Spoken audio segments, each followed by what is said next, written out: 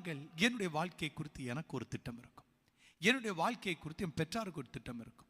என்னுடைய வாழ்க்கையை குறித்து என் பகைஞனுக்கு ஒரு திட்டம் இருக்கும். என் வாழ்க்கையை குறித்து பிசாசுக்கு ஒரு திட்டம் இருக்கும். என் வாழ்க்கையை குறித்து தேவனுக்கு திட்டம் இருக்கும். வாழ்க்கை ஒன்றுதான்.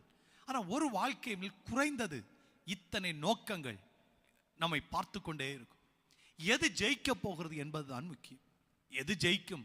நாம் அதிக வில் பவர் உள்ளவங்களா இருந்தா நாம் எதை நினைக்கிறோமோ அதை சாதிச்சிடும். சில கவனிச்சிருக்கிறீங்களா? வாழ்க்கையின் கடைசியில் எது நினைச்சனோ அதெல்லாம் சாதிச்சுட்டேன். தேவனால் சாதித்தார்களா என்றால் அதை நாம் சொல்ல முடியாது. சாதித்தார்கள். எப்படி சாதித்தார்கள்? சுயம் மேலோங்க விட்டு சுயத்தை ஆளுகை செய்தனா அவர்கள் நினைத்ததெல்லாம் சாதித்து விட்டார்கள்.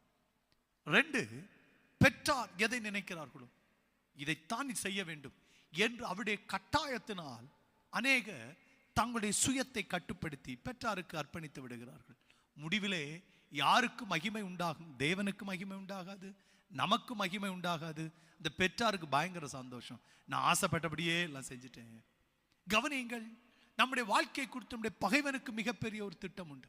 இவனை இப்படி காலி பண்ணணும், இவனை இப்படி அடிமைப்படுத்தி வைக்க வேண்டும், இப்படி இவனை வஞ்சிக்க வேண்டும் என்று அவனுக்கு ஒரு திட்டம் இருக்கும்.